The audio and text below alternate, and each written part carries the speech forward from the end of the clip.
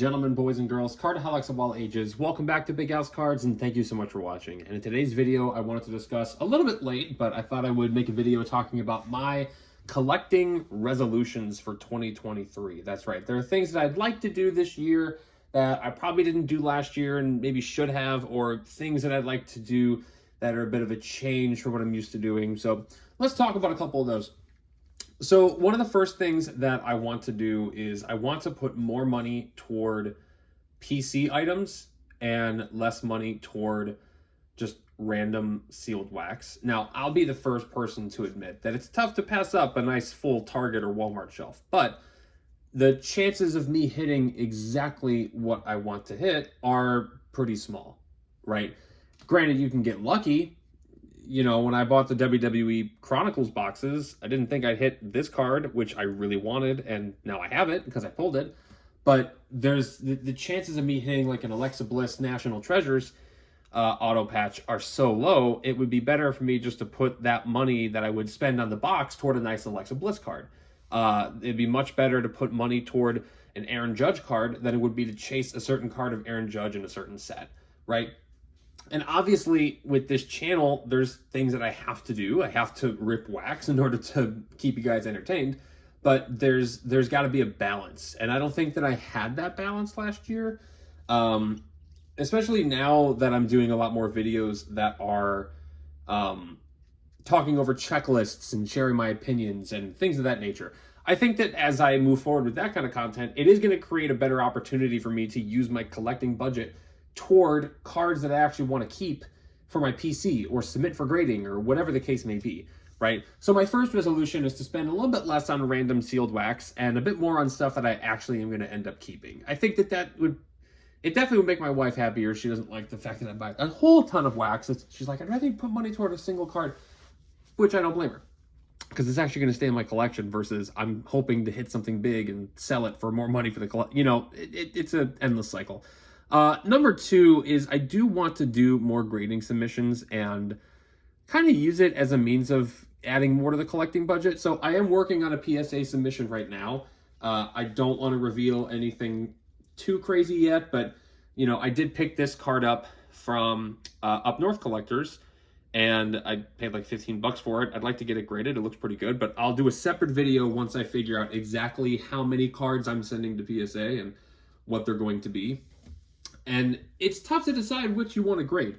You obviously want to submit cards that you want to keep for your PC, but you also want to submit cards that you're going to end up trying to flip and make some money back and get that grading fee covered, right? So with my last submission, the Otani Downtown PSA 9 covered the cost of the grading, and then selling the Acuna was, I don't say straight profit, but I mean, it kind of was, right?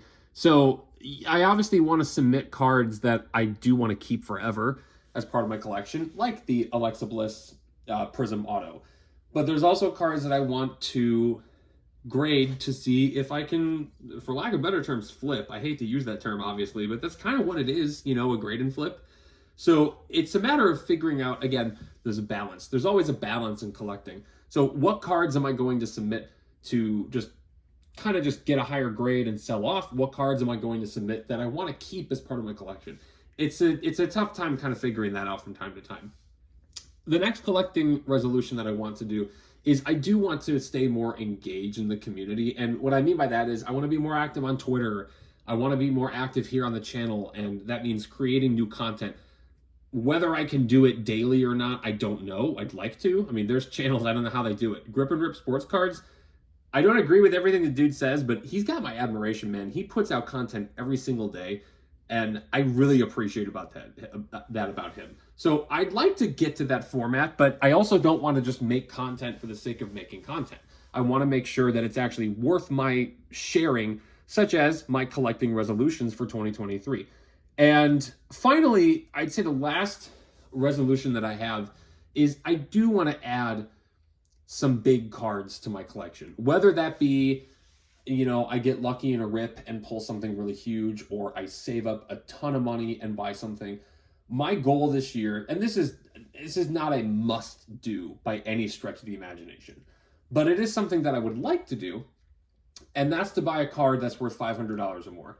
That's probably just a weird bucket list item for me, but there's something about owning a really expensive card in your PC that is just really cool to me.